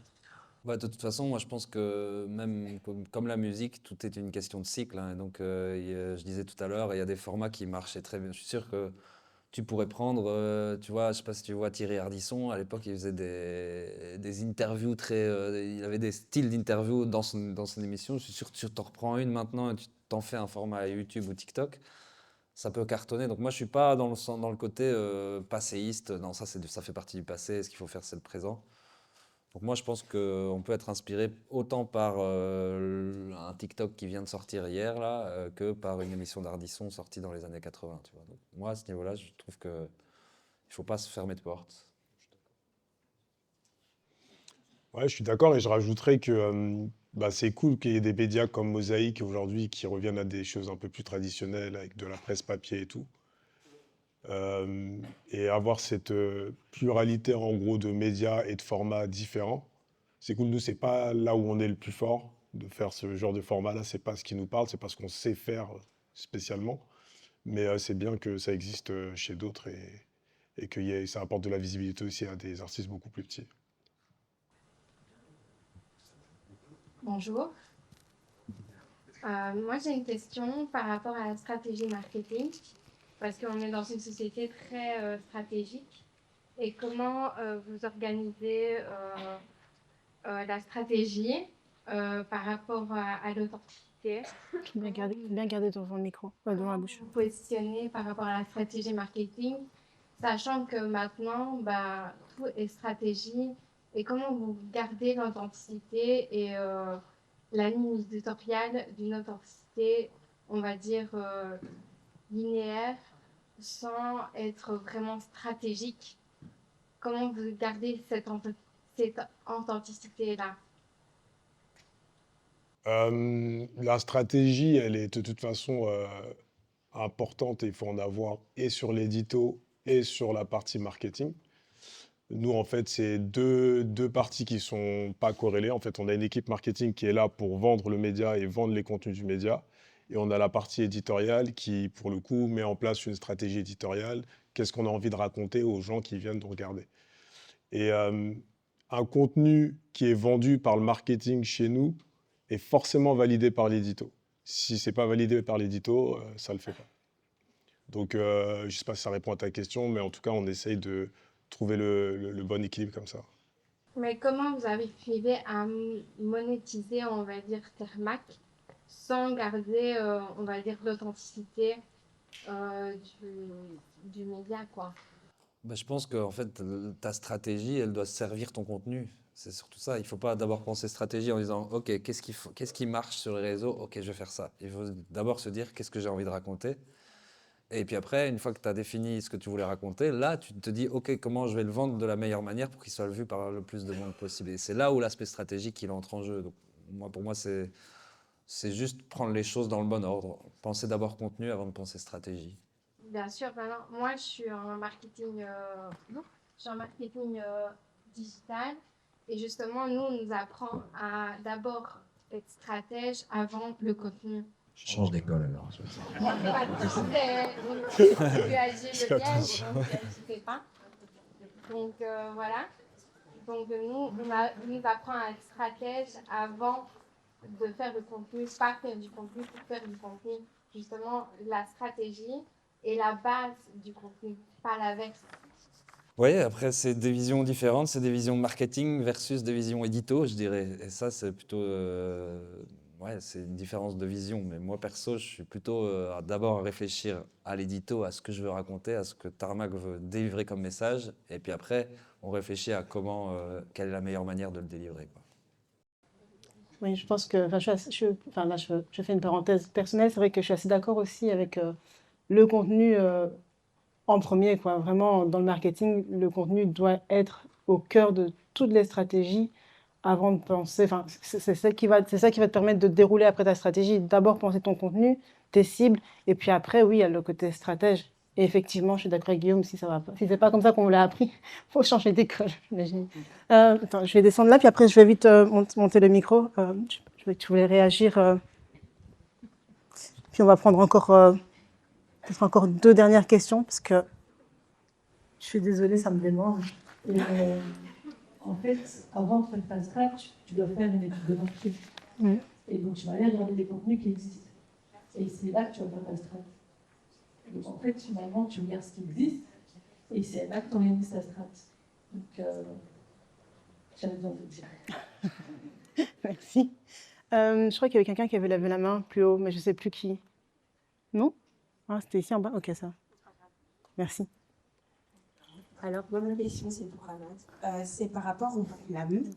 Du coup, ma question, c'était est-ce que vous pensez que vos objectifs ont été remplis quand vous avez du coup lancé le flamme, on va dire une cérémonie qui récompense les artistes, on va dire urbains, enfin, c'est comme ça qu'on les appelle pour... Enfin, au fond, un peu tout le monde dans cette catégorie-là. Est-ce que, quand vous avez fait la première édition et la deuxième, vous avez senti que vos objectifs ont été remplis pour, du coup, on va dire les gens comme nous qui écoutent ce genre de musique, qui ne sont pas récompensés dans d'autres cérémonies? Je sais pas, c'est ma question. Super clair, moi je trouve. C'était clair? Oui, je pense que l'objectif premier, c'était déjà de lancer la cérémonie et d'essayer de la faire exister sur plusieurs années. Là, on a déjà fait la 3e édition. On a l'impression, en tout cas, nous, que tout n'a pas été réussi, mais dans tous les cas, on a déjà réussi à installer quelque chose et qu'il y a de l'attente. Quand on le voit d'année en année, en termes d'audience, ça augmente. En termes de discussion aussi, ça fait réagir. Ça ne crée pas de l'indifférence. Donc, je pense que de ce côté-là, on a quand même réussi. Là, on est sur la 4e édition. On est en train de bosser là-dessus déjà. Après, on s'améliore. C'est coproduit par Bouscapé et Yard, que ce soit eux comme nous. C'est une nouvelle expérience. On ne connaissait pas ce type d'événement. Moi, à titre personnel, c'est l'aventure la plus excitante qui m'ait été amenée à faire. J'espère que ça va continuer encore longtemps.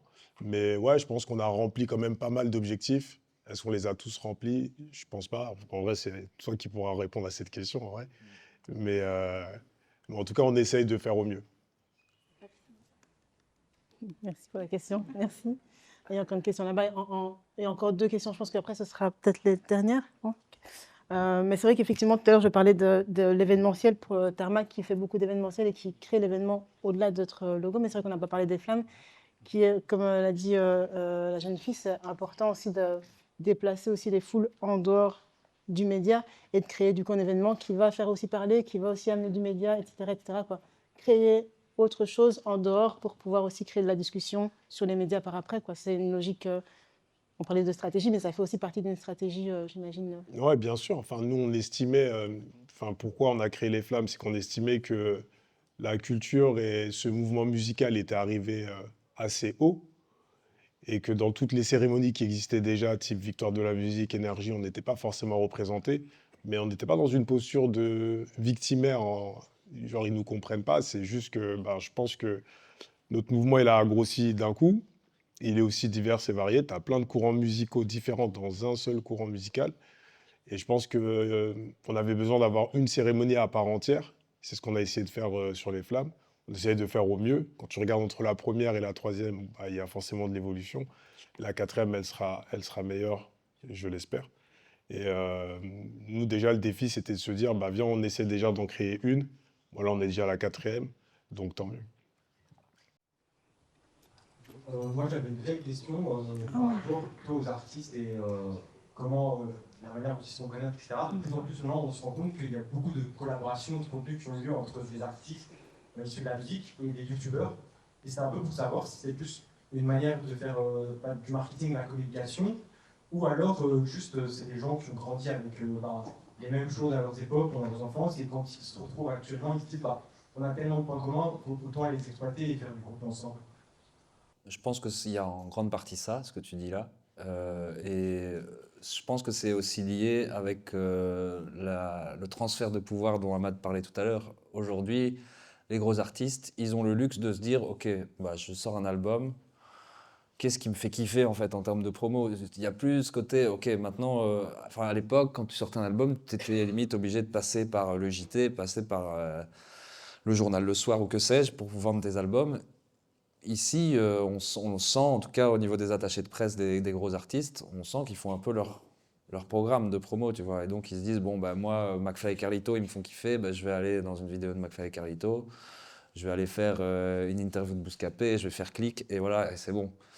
Donc moi, je pense que s'il y a ça, c'est qu'aujourd'hui, ils ont plus le luxe, en tout cas les gros, de choisir où est-ce qu'ils vont aller faire de la promo. Et alors, ça, c'est aussi mêlé au fait que moi, je constate, peut-être que tu constates la même chose, que les très gros, par exemple, des Damso, des Hamza, etc., on les a eu très peu sur Tarmac. Et pourtant, ce sont quand même nos figures de proue du rap belge. Mais je me rends compte qu'aujourd'hui, quand Hamza sort un album, un projet, par exemple, Damso pareil, il va préférer aller faire une interview au JT de la RTBF parce que bah, stratégiquement, ils se disent qu'ils vont potentiellement toucher encore plus de monde, de nouvelles personnes, que s'il vient faire une interview sur Tarmac, il va se dire bah, je vais toucher les fans de rap, sauf que les fans de rap, je les touche déjà en faisant ma story, tu vois, sur mon compte Insta.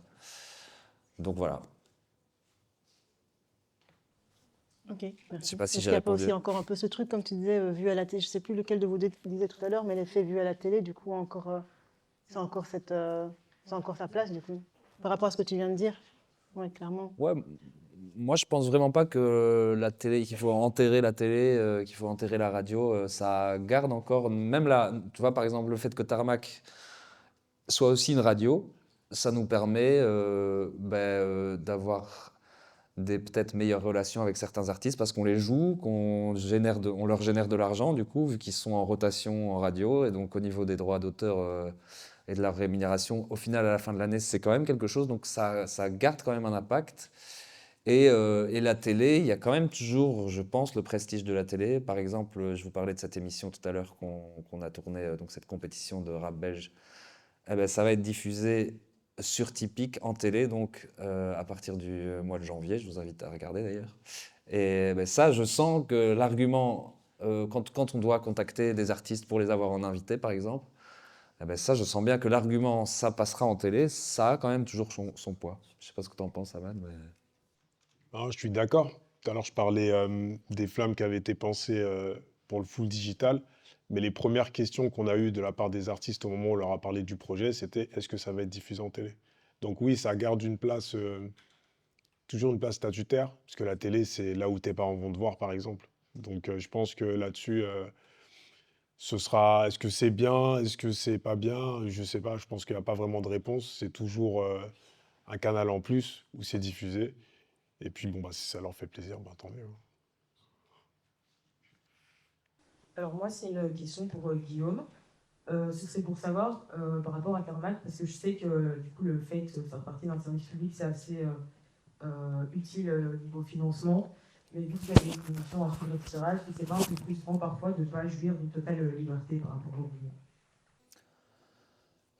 Je dirais pas qu'on n'a pas une totale liberté, parce qu'en vrai, je dirais plutôt qu'on a des cases à cocher, tu vois. Et donc, on doit faire. En fait, c'est toujours la réflexion de mettre le curseur entre ce qu'attend notre public et ce qu'on voudrait faire nous, et qui soit dans les codes actuels, etc. Mais quand même, avoir toujours un œil sur, en tant que média de service public, voici les missions qui nous incombent. Et des fois, ça se rejoint très bien. Par exemple, une des grandes missions de la RTBF, c'est de mettre en avant des talents issus de Fédération Wallonie-Bruxelles, tu vois.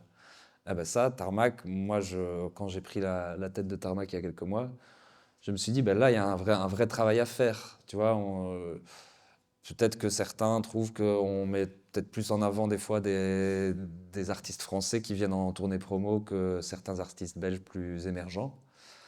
Ah ben voilà, là, pour le coup, l'ambition éditoriale de Tarmac, qui est d'être un découvreur de talent et de montrer qu'en Belgique, on a aussi beaucoup de talent, eh ben, elle se rencontre avec la mission de service public, qui est de la mise en avant vraiment d'artistes de Fédération Wallonie Bruxelles. Donc là, dans un cas comme celui-là, je ne le vois pas comme une liberté ou comme une contrainte. Voilà. Donc en fait, c'est plutôt regarder quelles sont les demandes en vrai du gouvernement, parce que c'est ça, c'est le gouvernement qui fait un peu, voici le cahier des charges de la RTBF, voici les missions que vous devez remplir, et de voir comment on fait rencontrer ça avec l'identité de notre média, avec le paysage actuel médiatique et des réseaux sociaux. Et donc voilà, c'est plutôt beaucoup de réflexion, plus que un manque de liberté, je dirais. Voilà. Et on va prendre une dernière question. En fait, j'avais une question plus pour Guillaume, justement.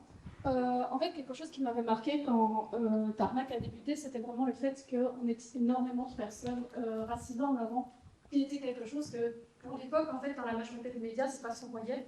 Je voulais savoir si, du coup, quand Tarmac a débuté, vous aviez eu beaucoup de challenges, justement, vis-à-vis de ça. Et si, du coup, ça vous avait fait... si ça avait été compliqué au sein de la RTBF, justement, de pouvoir vous imposer aussi... Ouais. Alors, encore une fois, moi, déjà, je ne suis pas une personne racisée. En plus, je n'étais pas au début de Tarmac, donc c'est plus compliqué. Mais si Waya, tu as envie de répondre, parce qu'on a Waiba qui était au début de Tarmac et qui, pour le coup, est plus concerné que moi. Bonjour, moi c'est Waya. Depuis quand Tarmac est né, donc on arrive à la RTBF, on va être très honnête, ils n'étaient pas prêts. Donc il faut savoir que l'idée du projet au début, pour nous protéger, était de ne pas être à Reyers. Pour ceux qui savent, à la RTBF à Bruxelles, on est tous à Reyers, tous les médias. Et du coup, l'idée, c'était de nous, pour ne pas être dans l'idée des années 70 et la old schoolerie de la RTBF, c'était d'être plutôt dans le centre de Bruxelles où les jeunes sont, qui prennent le métro, le train, le bus, etc. Finalement, il y avait une grande salle qui était disponible, qui était l'orchestre du philharmonique de la RTBF qui s'est dissous. Et il y avait une grande salle là-bas. Donc finalement, on rentre tous avec des badges. Il faut savoir qu'on a tous commencé en CDD parce qu'on n'était pas sûr que le projet tienne. Il y en a à l'intérieur des décideurs qui n'étaient pas très convaincus. Tarmac est né il n'y avait pas de département digital, est né dans le département radio. Donc quelqu'un à la radio était ambitieux et a décidé de prendre des budgets de la radio pour lancer Tarmac.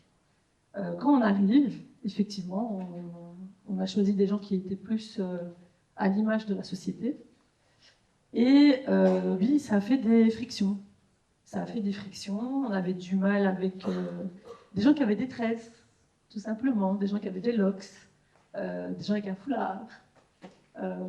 Donc moi, personnellement, comme moi je l'ai vécu, je me suis dit, en fait, c'est un challenge. Il y a deux choses. Il y a des personnes qui viennent pas de Bruxelles, qui travaillent à la RTBF, c'est très, très, très nouveau pour eux. Et l'entrée de la RTBF, si tu viens de Wallonie, en fait, il y a une sortie d'autoroute qui t'amène directement dans le parking du bâtiment. C'est-à-dire que Bruxelles, tu ne l'as pas vu. Donc, il y en a qui ont mal pris dans l'équipe, il y en a qui ne parlaient pas, il y en a qui ne sortaient pas dans d'autres départements. Moi, je suis quelqu'un de curieuse, très ouverte d'esprit, mais effectivement, moi, j'ai eu des discussions pour me demander qu'est-ce que j'ai sur la tête, pourquoi je suis là.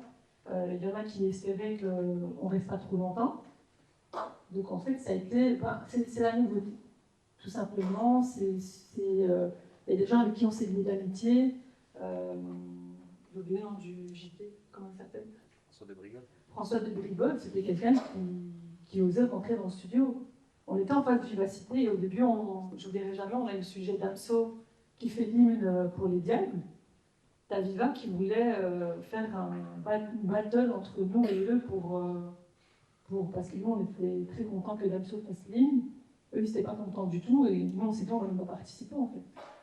Entre guillemets, pour nous, c'était un peu pauvre de commencer à se battre avec eux. On est dans la même équipe, entre guillemets.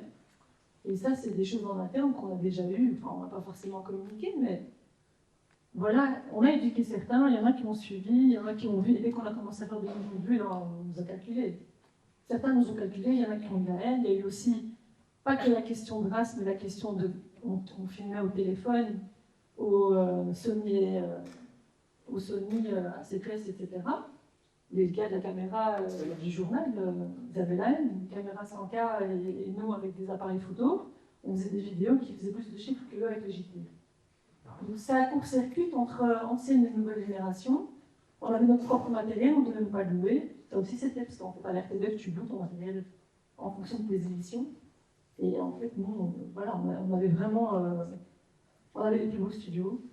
Ça aussi, on nous a jalousés puisqu'on avait des studios avec un écran à l'intérieur, on avait une scène, on faisait des karma comédies. Donc il y a eu de la jalousie par rapport à ça aussi. C'est comme si on avait tout donné à des petits gamins. Et ce que d'autres attendaient un petit peu peut-être finalement la même évolution. Et finalement, aujourd'hui, tout le monde est dans social media, digital. Et on avait pris, moi comme j'étais chargée de social media et de stratégie digitale, finalement, nous, on nous a fait confiance et on a commencé à former les autres médias au social media. Donc, mais voilà, ça prend du temps et c'est ça que je dis, qu'il faut être patient et très ouvert d'esprit pour pouvoir accepter que quelqu'un ne comprend pas qui tu es, ce que tu fais et pourquoi et comment. Merci Waiba, parce que du coup, avec...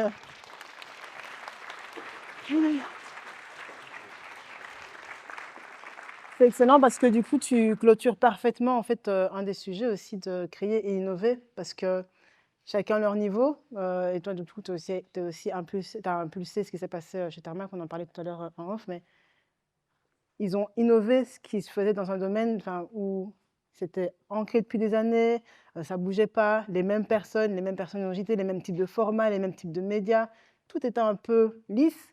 Et donc, chacun à votre niveau, vous êtes venu apporter du nouveau, pour rebondir sur la question aussi tout à l'heure, pour apporter aussi des nouveaux visages, des nouveaux récits. Et ça, c'est vraiment important aussi que des médias, je pense qu'aujourd'hui, comme je disais tout à l'heure, avec le fait que les gens sont de plus en plus méfiants par rapport aux médias, c'est important d'avoir des nouveaux visages, des nouveaux récits qui soient racontés aussi. Et je crois que c'est aussi le rôle d'un média comme Tarmac et de l'RTBF de manière plus générale, et d'un média comme Bouscapé, de venir avec des nouveaux récits, des nouveaux visages pour dire ce qui n'est pas raconté dans les médias dans un monde ou dans une période, surtout maintenant où il y a beaucoup de méfiance par rapport à les uns envers les autres, etc. Enfin, tout est problématique en ce moment. On prend tout avec... On n'ose pas forcément dire les choses. Et avoir des médias comme ça qui se créent, on leur laisse la place, même si ça n'a pas été facile au début, où je disais tout à l'heure, on vous regardait comme les zinzins de l'espace.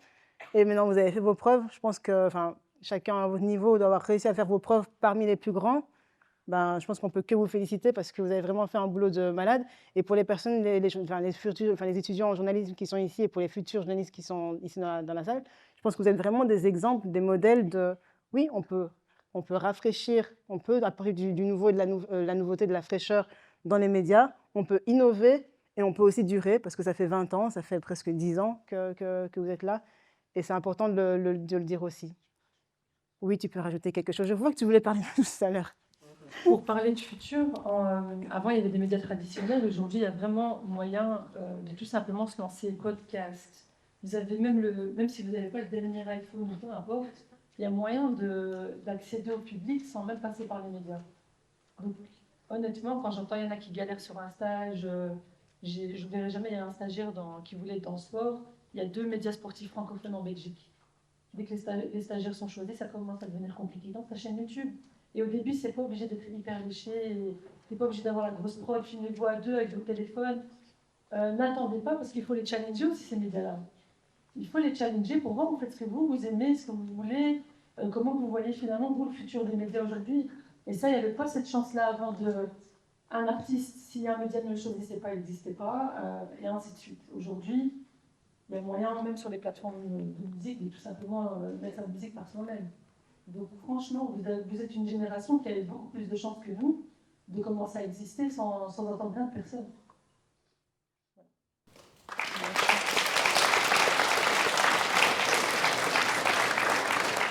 C'est un beau mot de la fin, du coup.